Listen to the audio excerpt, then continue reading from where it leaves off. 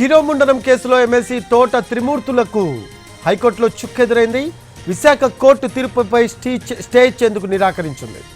ఫిర్యాదుదారులు counter వేయాలని ఆదేశించింది. తదుపరి విచారణ మే 1కి వాయిదా వేసింది హైకోర్టు.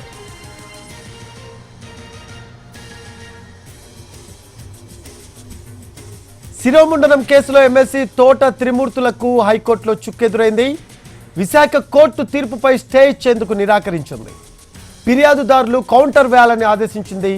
తదుపరి విచారణ మే 1కి వాయిదా వేసింది హైకోర్టు.